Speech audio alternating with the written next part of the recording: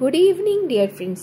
আজ তোমাদের সঙ্গে একটা পড়ন্ত বিকেলের কিছুটা কাটানো মুহূর্ত তোমাদের সঙ্গে শেয়ার করব। হ্যাঁ, একটুখানি মার্কেটের দিকে বেরিয়েছি। সেটা কি মার্কেট বলো তো? অনেকেই চিনতে পারছো, সেটা হচ্ছে যদুবাজার মার্কেট।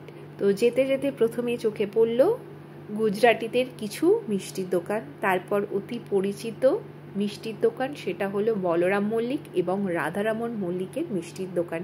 এখানকার যারা মিষ্টি খেয়েছো তারা জানো এর স্বাদ, টেস্ট অভূতপূর্ব। তারপর তোমাদের সঙ্গে আর একটা নস্টালজিয়া তোমাদের সঙ্গে শেয়ার করতে চাইছি, সেটা হচ্ছে এখানকার স্পেশালিটি মানুষ টানা রিক্সা।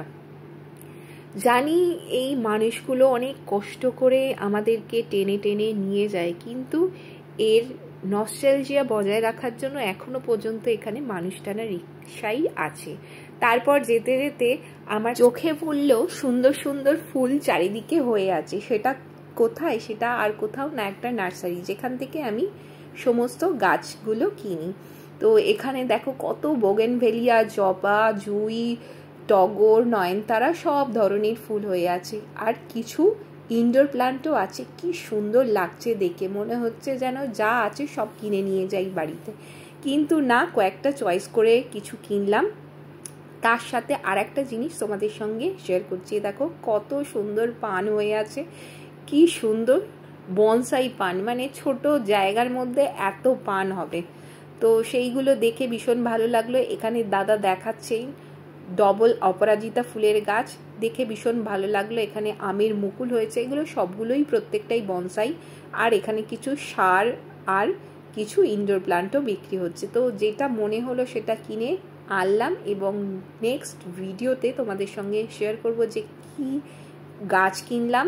তার সাথে কিছু মিষ্টি কেনার ছিল, বাড়িতে গেস্ট এসছে বলে কিছু মিষ্টি কিনলাম। মিষ্টি কিনে বাড়ি যেতে বড্ড ক্লান্ত লাগছিল, যা গরম পড়েছে তোমরা প্রত্যেকেই জানো। তাই ওই মানুষ টানা রিক্সাতেই যেতে হলো। জানি ওদের প্রচণ্ড কষ্ট হচ্ছে এই গরমে, তো কি আর করা যাবে।